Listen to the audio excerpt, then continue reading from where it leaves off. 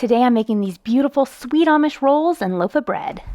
Hey y'all, welcome to Robyn on the Farm. Today I have one of my very favorite bread recipes to share with you today, and I'm surprised I haven't shared it yet because I make this all the time. This is my Amish white bread recipe. You can see kind of this vintage, old, cool recipe card that I wrote this on years ago.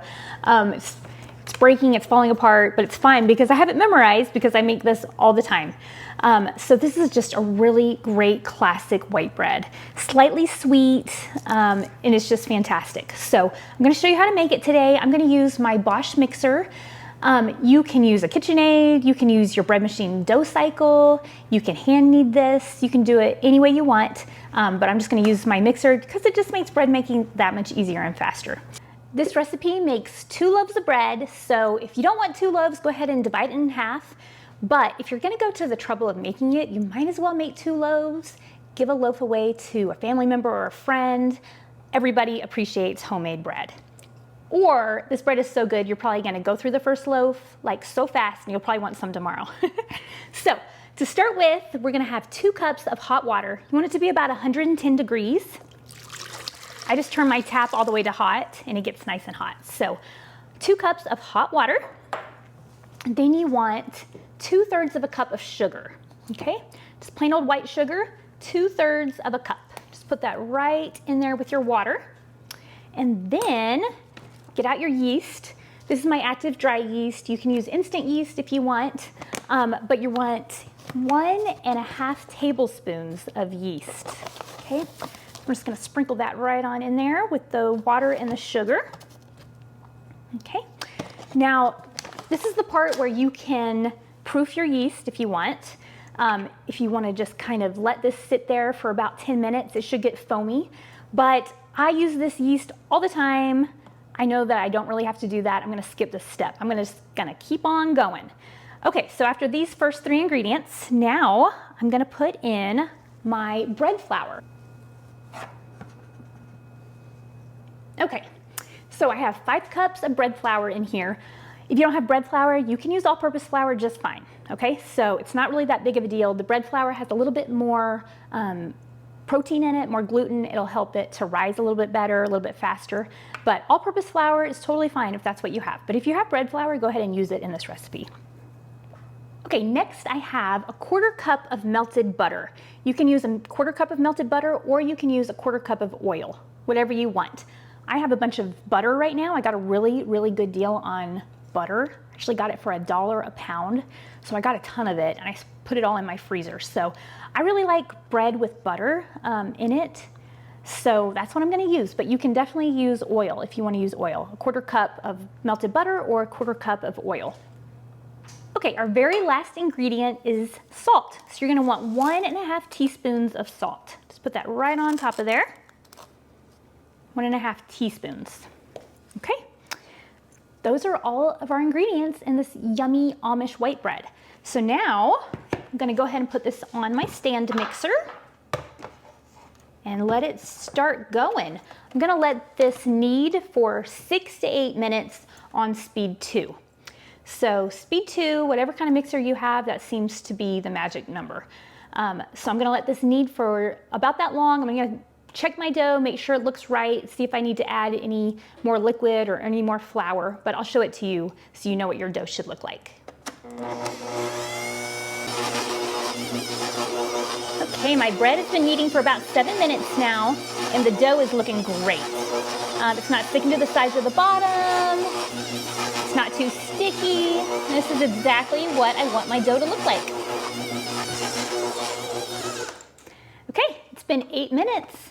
And the bread is done kneading. Let me just show it to you. Look at this. This is what you want it to be like. It's tacky, but not sticky. It's smooth and pliable and stretchy. That is what you want.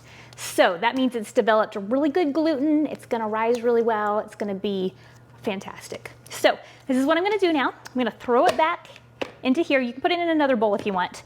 I just put some warm water on a tea towel. And I'm just gonna cover it. I'm gonna let it sit on my counter for about 45 minutes, give or take. You just want it to double in size just about. So in about 45 minutes, this dough is going to be ready to divide into 2 loaves, shape into loaves, put into the loaf pans, and then rise again. So I'll show it to you at that point. Our dough is done rising. Look at that. Doesn't that look great? This is awesome.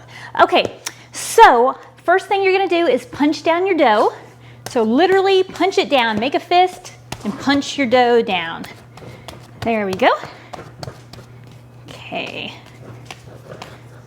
Now turn your dough out onto the counter.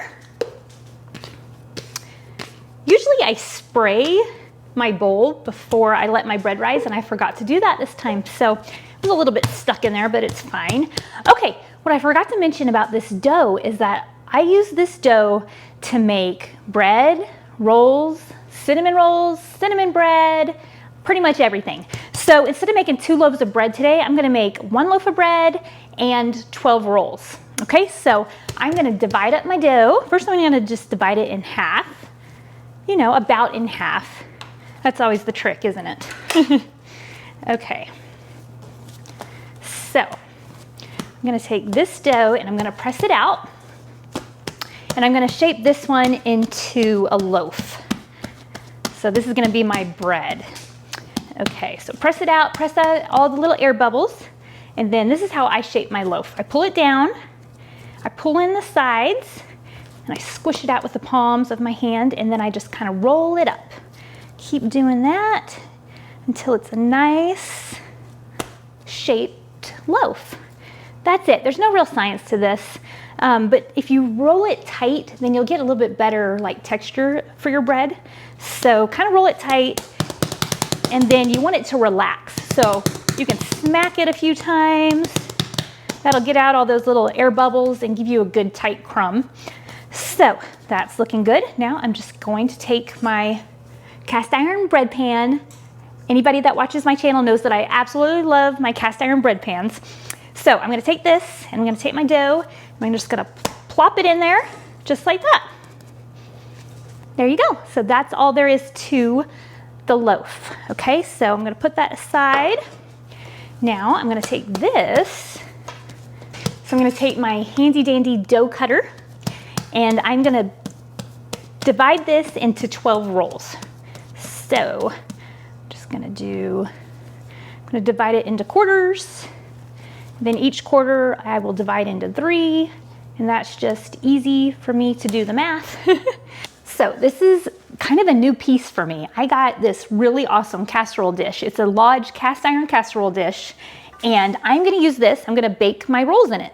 So I'm gonna take each of these little pieces and I am just gonna shape them into rolls. So I like to kind of tuck them under and stick them in there, and that's all there is to it. So I just take it and kind of fold it over, pinch it at the bottom, and I'm gonna do this 12 times. I'm gonna make 12 rolls out of this.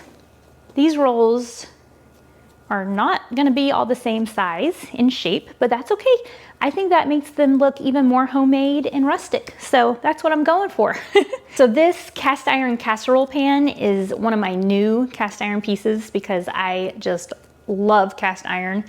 I'm just amazed at how great everything that I have made on them cooks. It just cooks so evenly. So I'm gonna let these just sit out here on the counter for 30 minutes and then I'm gonna bake them in the oven. So I will show you what they look like in just a little bit. They have been rising for about 45 minutes.